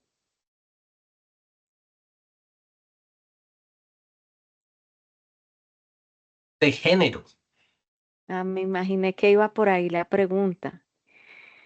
Pues hay dos teorías. De hecho, ha sido como debatible, ¿no? Y es que hay dos teorías, una teoría biologicista y una teoría sociocultural que nos habla de la identidad de género, ¿sí? Entonces, la teoría biologicista lo que nos plantea es precisamente que em, los, los, mm, los seres humanos, las personas, los sujetos, nacemos con ciertas características que son las que nos determinan, ¿sí? Eh, y que esas características que son las que nos determinan pueden tener unas alteraciones cromosómicas, entonces por eso hay unos cambios respecto a la identidad de género. Esas son las teorías biologicistas, ¿no? Pero hay las teorías sociales, socioculturales, que nos plantean que esto está más construido a partir de lo que vemos eh, en nuestra sociedad, en lo cultural, ¿no? Entonces, que por eso poder determinar como una edad específica y decir que porque al niño le gusta el osito a los 7 años es que va a tener una identidad de género diferente, no es tan así, ¿sí? Precisamente porque en esa etapa hasta ahora están como en un proceso de exploración, pero no solamente exploración de género, una exploración en todo el ámbito del mundo que les rodea, ¿no? Por eso también con los adolescentes, em, ahora se ha planteado que quizás muchas de las identidades de género se dan más como por una tendencia que ven en medios de comunicación a que realmente haya una curiosidad respecto a géneros determinados. Y por eso ahorita hay cuántos géneros no binario, binario, sí, o sea, hay una cantidad grandísima eh, que empiezan a estudiarse y a verse cómo se producen y cómo se dan. Entonces, esta pregunta que tú planteas es compleja de respondértela porque encontramos, por ejemplo, personas a los 45, 50 años que deciden tener una identidad de género diferente, ¿sí? Y cambian su identidad de género. Es de las cosas como más mm, debatibles que hay, ¿sí? O siempre la han tenido y por una presión social, precisamente por mecanismos de control social, dispositivos de control social, nunca se atrevieron a expresarla, ¿no? Entonces es de los temas más complejos, no podría decirte hasta los 15, 16, 18, 20, precisamente por lo que te estoy comentando, ¿sí? Pero lo que sí es que en los primeros años de vida se está en un proceso exploratorio, ¿sí? Se está conociendo el mundo, se está conociendo al otro, se está aprendiendo a interactuar con el otro, se están aprendiendo ciertos elementos normativos a nivel cultural, ¿no? Eh, mm, en una ocasión, una anécdota asociada a lo que tú preguntas, llegó un papá a una consultoría y el niño, la niña y el niño le regalaron al niño el típico, la volqueta y a la niña un peluche. Y entonces el niño quería su peluche, él no quería su volqueta. Entonces ya el señor, por esa situación, empezó a atribuir unas características al niño que realmente nada que ver, o sea, absolutamente nada que ver, ¿sí? Simplemente al niño le gustaba más el oso de felpa que la volqueta porque pues le gustaba jugar con el oso de felpa, ¿sí? Estoy hablando de esto hace muchos años, ahorita el niño tendrá unos 18 o 20 años y no quiere decir que haya cambiado su identidad de género. Entonces creo que también es que los papás y los adultos nos hemos creado unas narrativas y unas historias respecto a eso y a veces no dejamos que nuestros hijos sean sin necesidad de estigmatizarlos por determinados gustos. No sé si quizás esto te aclaró algunos elementos de la pregunta. No sé si el profe Orlando quiera complementarlo. No, muy claro, es que Belkis, yo creo que, y más en esta época, con toda la posibilidad de, el acceso que se tiene a la información también ha generado esto, ¿no? Que de pronto se conozca un poco más, que de todas esas problemáticas que antes se encubrían, salen a la luz, se publican, se conocen y hay más tolerancia, ¿no?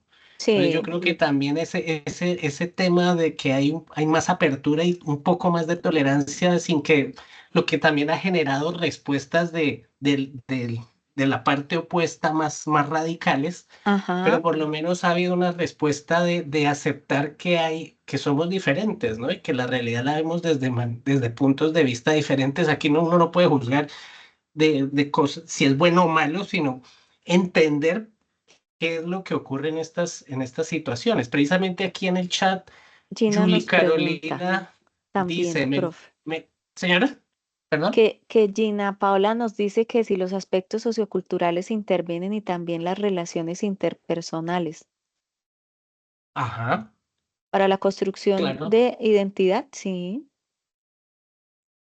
Y Julie dice, me gustó en otras lecturas que dice que habla sobre la realidad y decía que existen diferentes realidades, pero es insuficiente reconocer eso si no se crea una visión compartida del mundo. Pues yo diría que no necesariamente tenemos que ver el mundo de la misma manera. Yo creo que lo importante es que la interpretación que le dé usted al mundo pues no afecte su relación con los demás, ¿no? Que yo puedo vivir yo puedo considerar, a mí me gusta este mundo y pasan muchas cosas que la gente no le gusta, pero yo creo que sí podemos llegar a compartir un mundo, unas realidades que son diferentes, pero sí podemos llegar a acuerdos de qué es lo que, pues como, qué aceptamos y qué no aceptamos. Yo creo que es un tema bastante complejo complejo, sí, que complejo. sigue, Beatriz. No, y que es complejo, profe, y que por eso existen tantas teorías, ¿no? Porque Exacto. yo expliqué dos, pero si nos vamos a las teorías feministas, ellas van a plantear otro tipo de elementos. También allí la riqueza de lo que podamos como digerir, ¿no? En ese mundo de interpretaciones, porque también en la pregunta que hace Gina Paula dice, nos habla de las relaciones interpersonales. Sí, recordemos que cuando hay relaciones interpersonales también hay unos procesos de influencia, ¿no? Que, que esos procesos de influencia también están mediados por diferentes cosas. Entonces, yo podría cerrar la pregunta para decir que hay varias explicaciones eh, y que esas explicaciones son multidimensionales, ¿no? Y que seguiremos encontrando teorías al respecto, porque no hay una única teoría, ni la que sea cierta o la que sea falsa. Y allí también vienen muchos dispositivos de poder para legitimarlas, lo que hablábamos en la presentación. Entonces, cada autor presentará sus argumentos para legitimar su teoría, ¿no?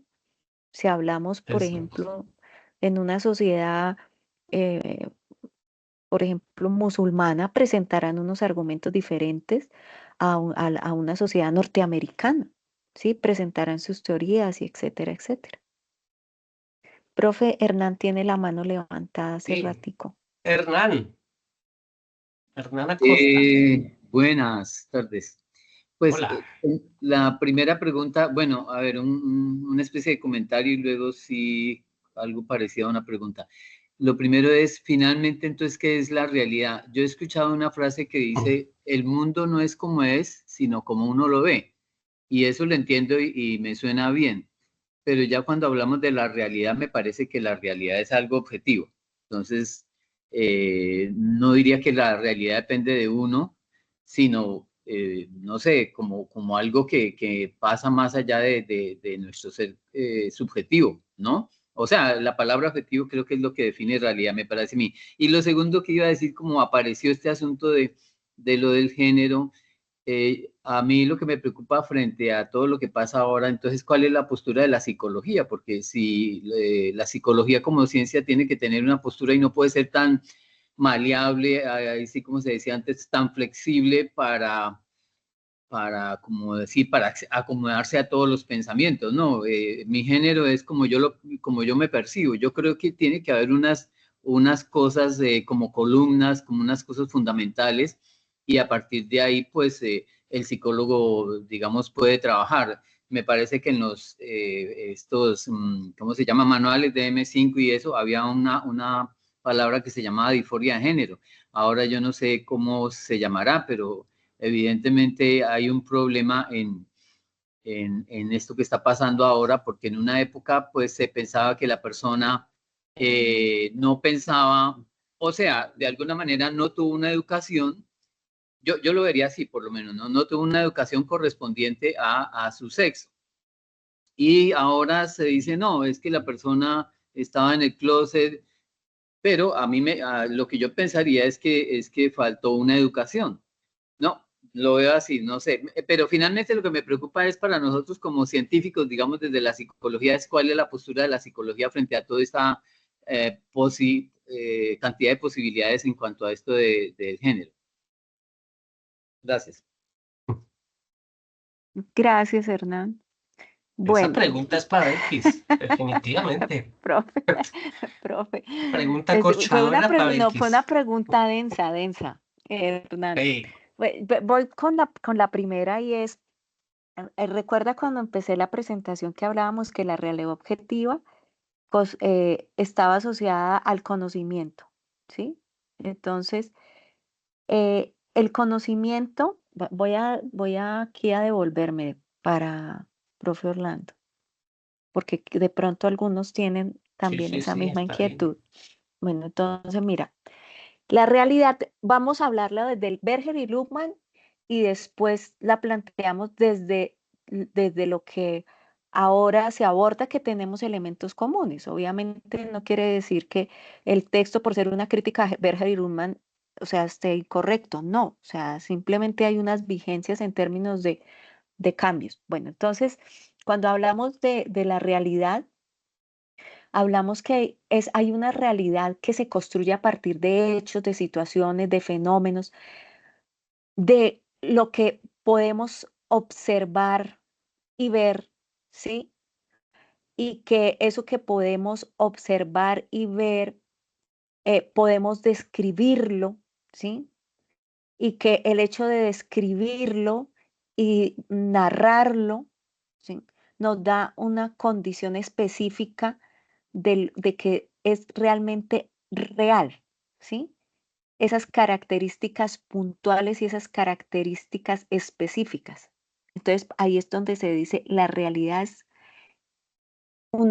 la realidad se configura en una serie de conocimientos puntuales que deducimos a partir de unas características específicas que son descripciones. ¿Sí? Esa es la realidad real, o sea, la realidad objetiva.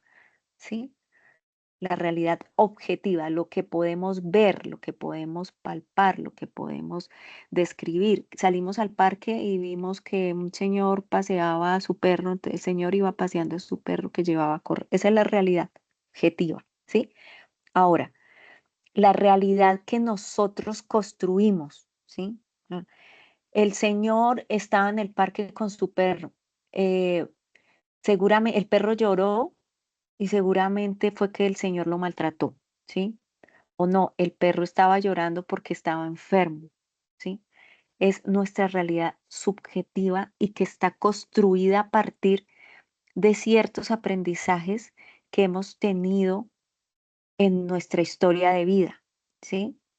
Entonces, ¿qué compartimos? ¿Qué es común? Que la señora que estaba parada en la esquina conmigo viendo el perro vio al mismo señor con el perro de la correa roja, ¿sí? Esa es la realidad objetiva. ¿Qué es la realidad subjetiva? La interpretación que yo hago de ese fenómeno, de esa situación específica, ¿sí? Que está sucediendo con el perrito en el parque, ¿sí? Eh, entonces, no sé si soy clara, Hernán. Sí, entiendo, pero pues digamos que yo no estaría de acuerdo con eso, ¿no? O sea, la primera parte me parece que se refiere a existencia, ¿no? La realidad como un hecho existente, bueno, listo.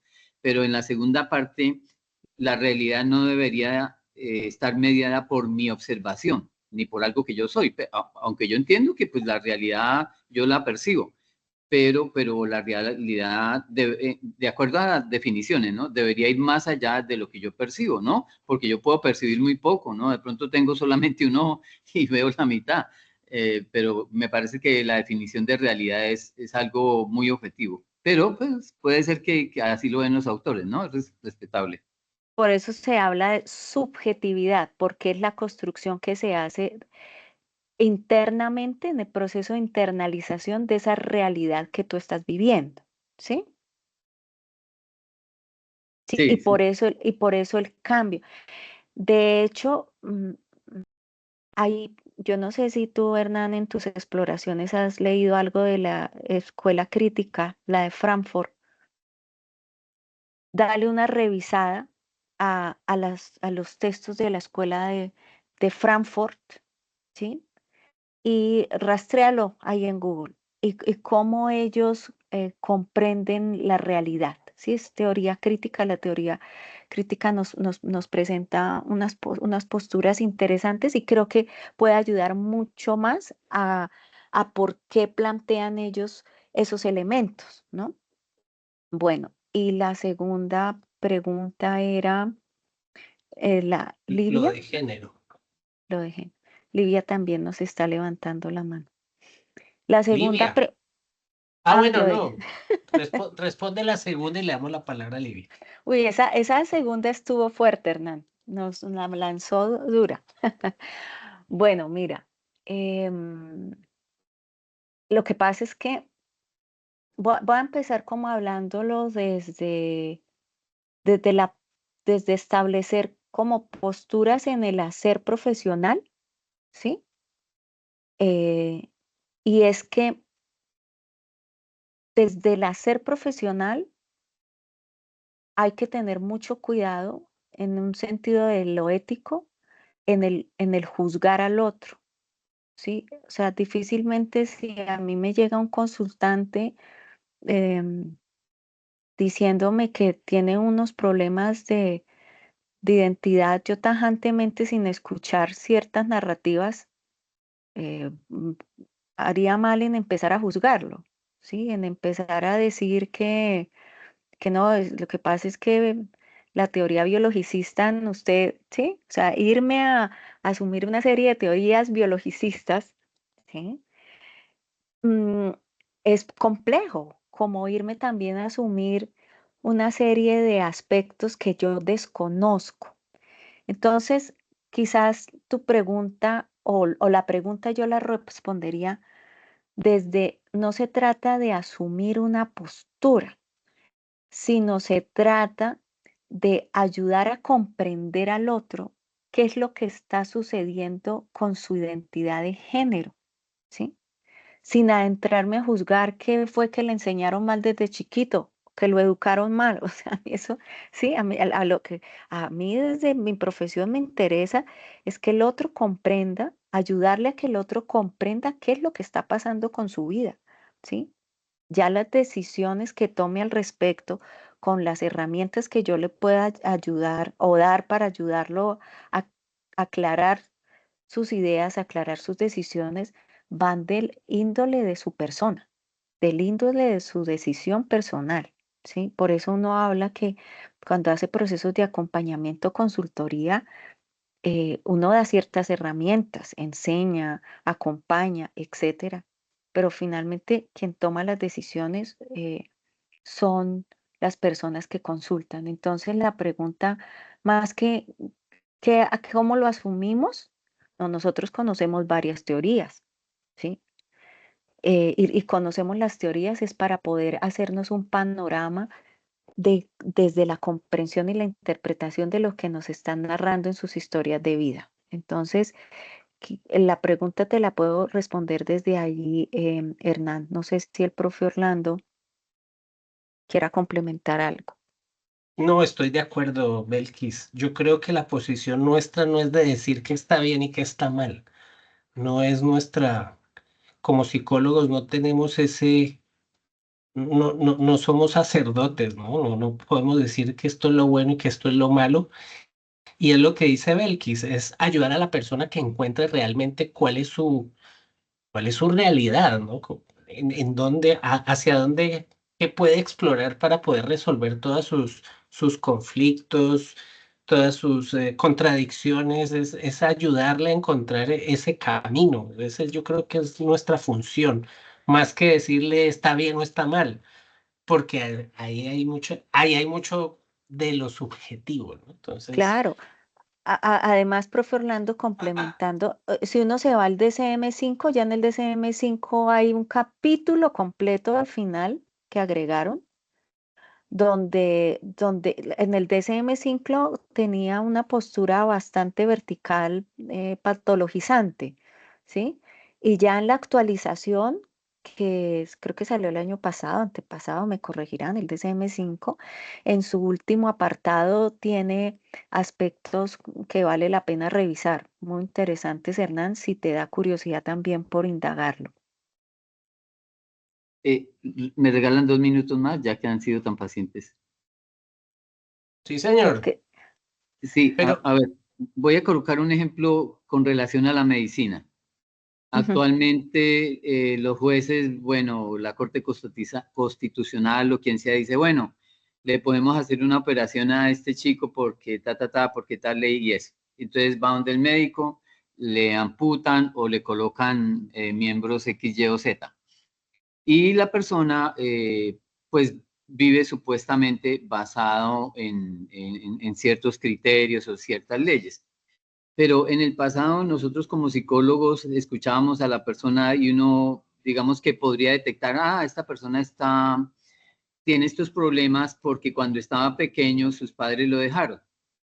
Pero entonces uno sabe que hay situaciones que van a marcar el resto de la vida, como se habló antes, ¿no? Los 7 ujú, primeros años van ujú. a ser muy, muy importantes en la vida de las personas. Y si hacen falta carencia de elementos, o sea, por ejemplo, de amor, de que una familia funcional, etcétera, eso va a generar unas consecuencias. Entonces, a mí me parece importante que nosotros como psicólogos, no es que vamos a juzgar, vamos a escuchar a la gente, pero al fondo de uno no puede dejar como un paréntesis para digamos, un capítulo especial para esto de género, porque en lo demás tratamos de ser científicos, pero en esto de género como que no, hay un campo tan grande, tan amplio que no podemos hacer nada para ayudar a una persona. Me preocupa es eso. Hernán, ¿tú a qué llamas científico? Pues científico es algo que se puede, digamos, comprobar, ¿no? Pues el método científico y que en cierta manera la psicología, yo diría que no en un 100% es científica porque mucho de lo que pasa son teorías, digamos, hay cosas que en lo científico van avanzando y en la psicología me parece que el campo es un poquito más difícil, ¿no? Porque la psicología tiene que ver con la mente también, con el alma, y ahí hay unas partes un poquito complicadas de definir, ¿no? Pues yo lo he visto así. Pero Exactamente. Por eso, Hernán, respecto a tu pregunta, perdóname que te interrumpí, es que en la psicología también abordamos paradigmas, ¿sí? Entonces, si uno está parado desde el paradigma empírico-analítico, que es de donde tú estás parado, entonces describe a la ciencia como lo que es medible, cuantificable y observable. Pero si yo estoy parada desde el paradigma crítico social, que es tan válido como el empírico analítico, la manera o las dimensiones que se contemplan son diferentes. Y eso no quiere decir que una teoría sea mala y otra sea buena, ¿sí? Quiere decir que tenemos varias perspectivas para poder analizar y comprender el comportamiento humano.